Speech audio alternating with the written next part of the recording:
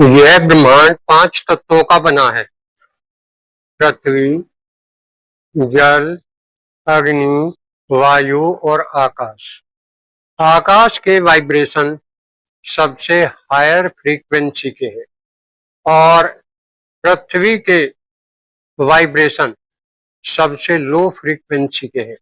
लेकिन हम अपना जीवन पृथ्वी के लेवल पर ही जीते और अपने सारे कार्य पृथ्वी के लेवल पर कार्य करते हैं। जब मनुष्य के अंदर दुख, घृणा, क्रोध, लोभ, काम होता है तो उसके अंदर लो फ्रीक्वेंसी के वाइब्रेशन पैदा होते हैं।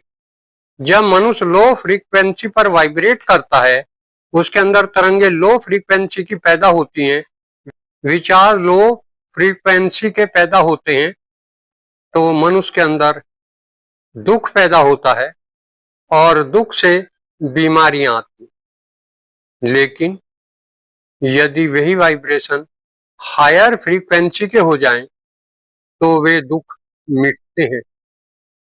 लेकिन हम सारा जीवन लो फ्रीक्वेंसी के ही वाइब्रेशन पैदा करते हैं। जैसे धन चाहिए, मकान चाहिए, गाड़ी चाहिए, शादी करनी है, बच्चे पैदा करने हैं, ये सारे पृथ्वी लेवल के वाइब्रेशन है। यही विचार हम पैदा करते हैं और इन्हीं कार्यों की पूर्ति के लिए हम अपना जीवन जीते हैं। लेकिन इन इच्छाओं की जब पूर्ति नहीं होती तो ये वाइब्रेशन और निगेटिव लेवल के हो जाते हैं। जैसे मुझे धन की इच्छा है, उतना धन नहीं मिला तो मन के अंदर विचार पैदा होंगे, मैं तो गरीब हूं। लेकिन यदि उसके पास धन आ जाता है, फिर वो अपनी तुलना दूसरों से करने लगता है कि उसके पास देखो कितना धन है, उसके सामने तो मैं गरीब ही हूं, मेरे पास भी इतना ही धन होना चाहिए। लेकिन परमात्मा ने मेरे साथ क्या किया?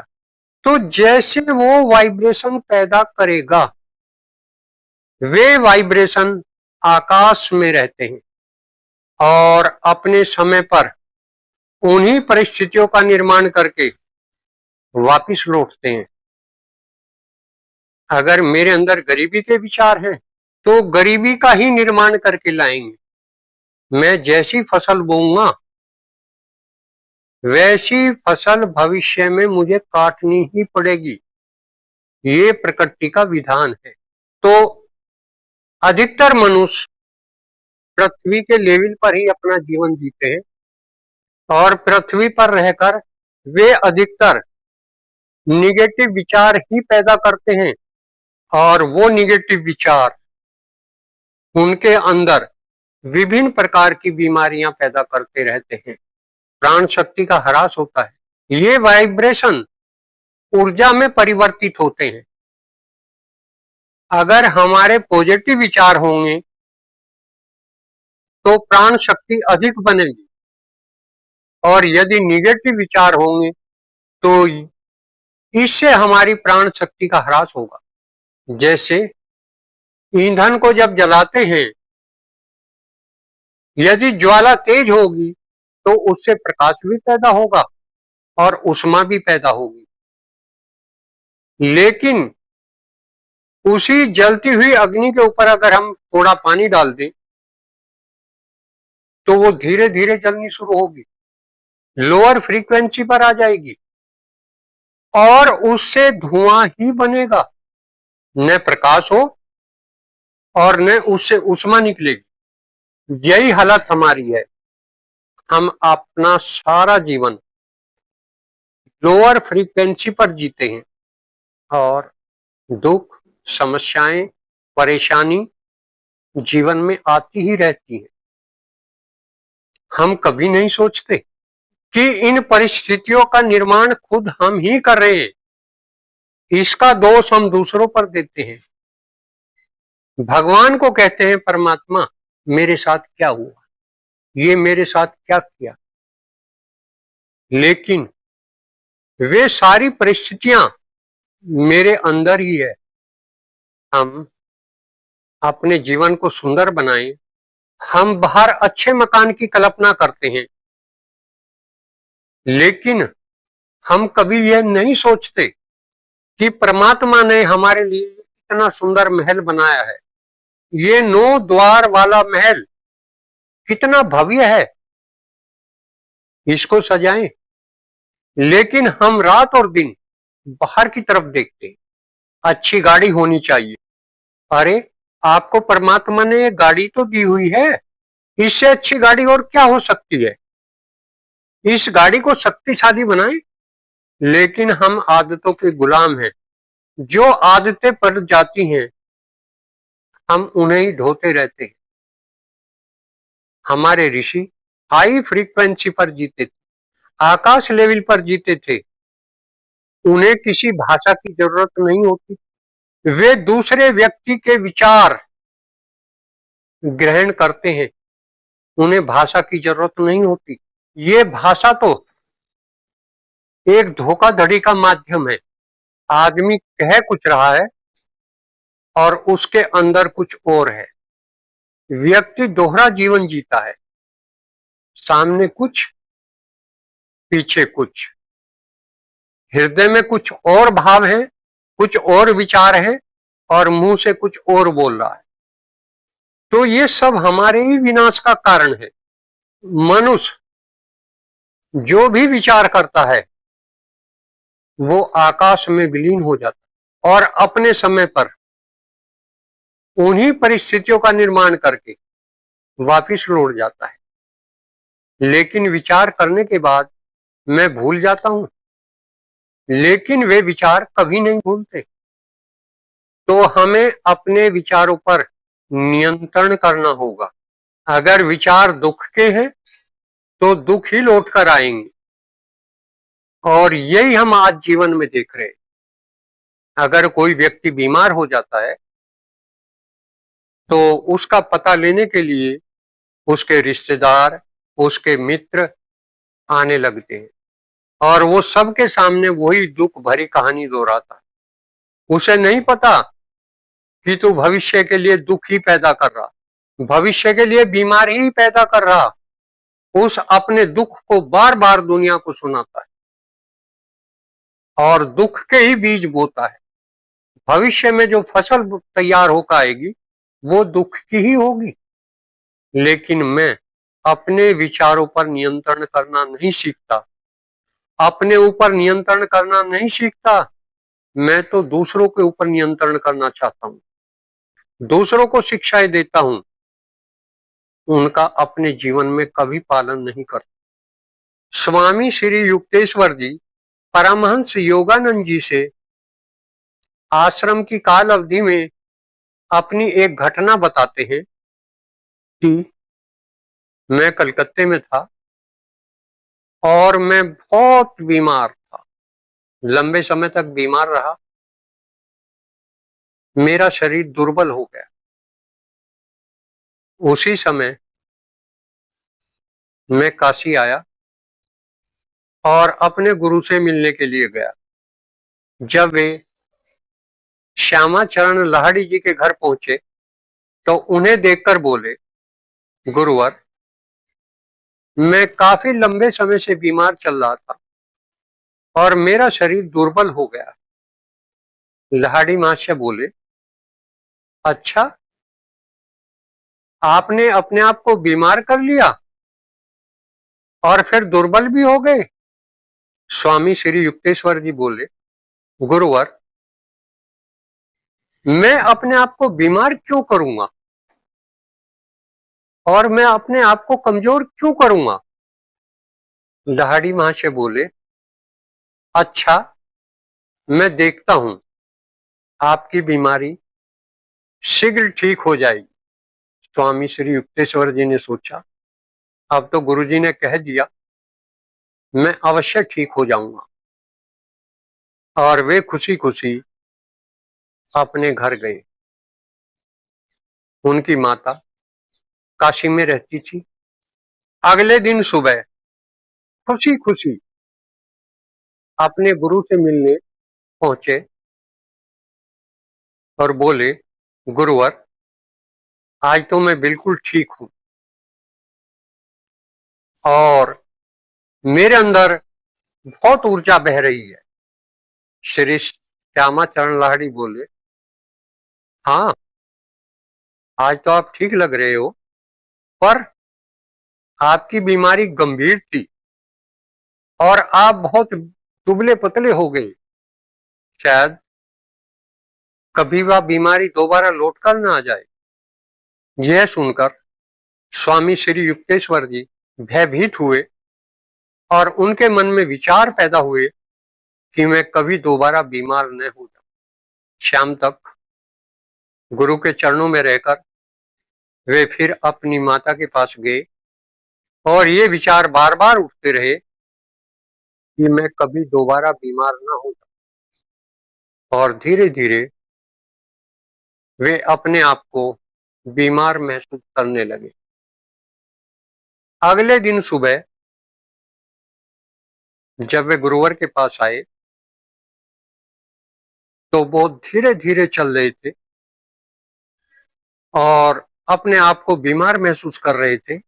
गुरुवर के पास आकर बोले, गुरुवर, मैं फिर दोबारा बीमार हो गया हूं और अपने आप को कमजोर भी महसूस कर रहा हूं। गुरुवर, कुछ करिए। श्यामाचरण लाहिड़ी मुस्कुराए और बोले कि आप अपने आप को बार बार बीमार कर रहे हैं और दुर्बल कर रहे हैं। स्वामी श्री युक्तेश्वर जी बोले, गुरु जी, आप ये कैसी भाषा बोल रहे हैं? मैं क्यों अपने आप को बीमार करूंगा और क्यों दुर्बल बनाऊंगा?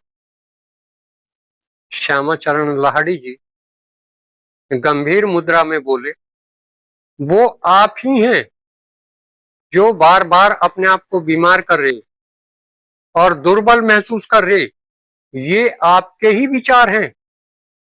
इस संसार में दो शक्ति हैं, एक चुंबक और एक बिजली। लेकिन एक तीसरी शक्ति और है, वो है विचार। विचारों में बिजली और चुंबक से भी अनंत शक्ति है जो इन दोनों शक्तियों को चला रहे। तो आप चाहें अपने आप को ठीक कर सकते हैं, आप चाहें अपने आप को बीमार कर सकते हैं। ये तो आपके विचार हैं। स्वामी श्री युक्तेश्वर जी बोले, गुरुवर, क्या मैं अभी ठीक हो सकता हूं और पहली अवस्था में आ सकता हूं? गुरुवर बोले, हाँ, इसी क्षण आपके विचार जितने मजबूत होंगे वो उतनी जल्दी ही परिस्थिति का निर्माण कर देंगे। आप इसी वक्त ठीक हो सकते हैं और स्वास्थ्य पहले जैसा हो सकता है।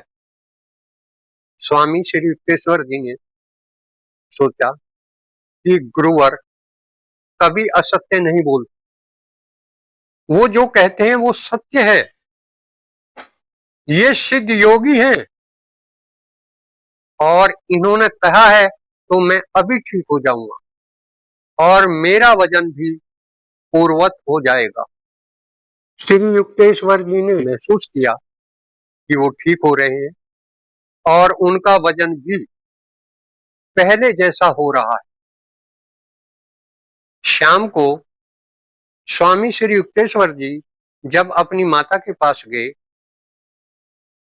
तो उन्हें देखकर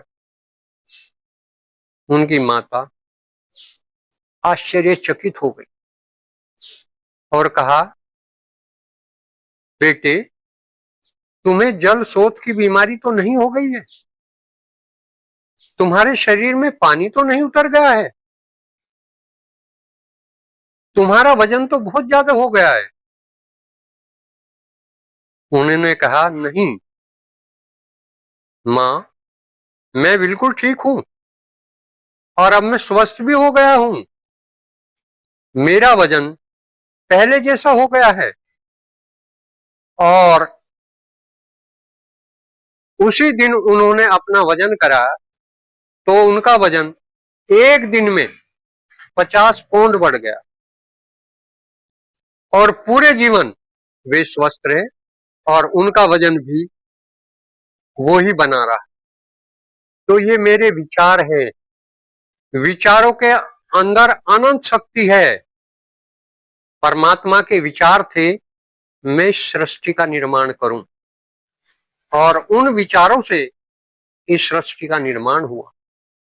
उनके विचार मेरे विचारों से जुड़े हुए हैं।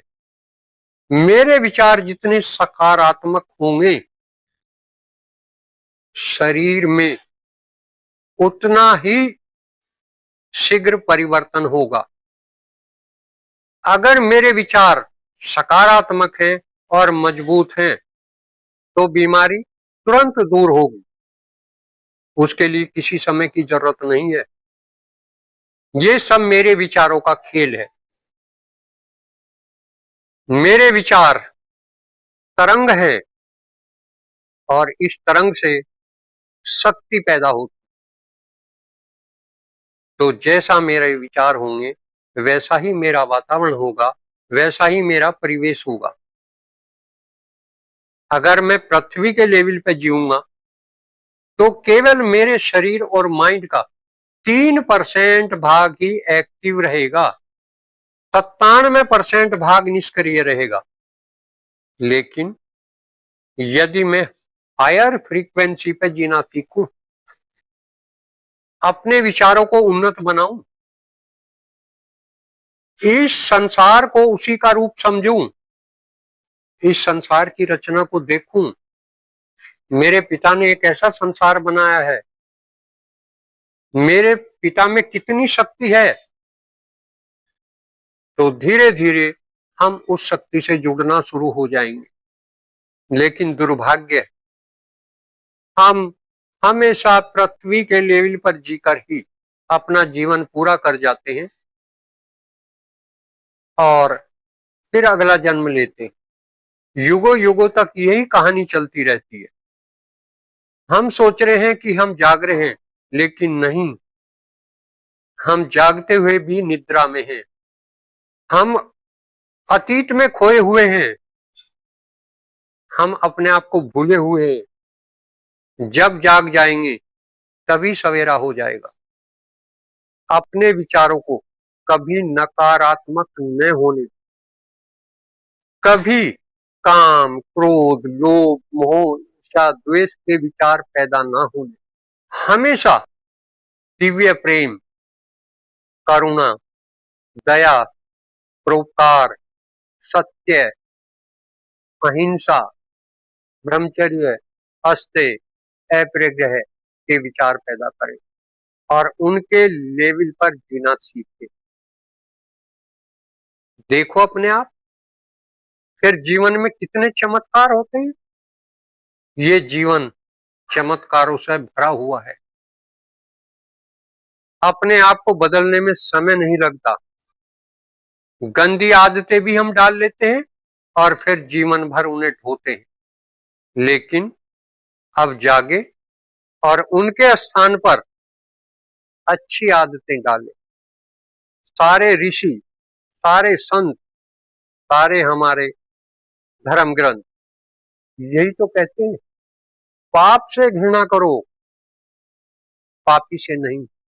दुर्गुणों से घृणा करो, उनको अपने जीवन में न आने दो, अन्यथा वे नाश करेंगे। अपने जीवन को बदले, यही हमारा लक्ष्य है। यदि हम जीवन को बदलेंगे तो निरंतर अपने आप परिवर्तन महसूस करेंगे। निरंतर ध्यान करें और जो दुर्गुण हम में पैदा हुए हैं उन पर चिंतन करें कि इनसे हम अपना नाश क्यों कर रहे हैं। ये हमारा ही नाश करेंगे, तो उनसे हटे और उनके स्थान पर जो अच्छे गुण हैं उनको अपने जीवन में उतारें। आज यही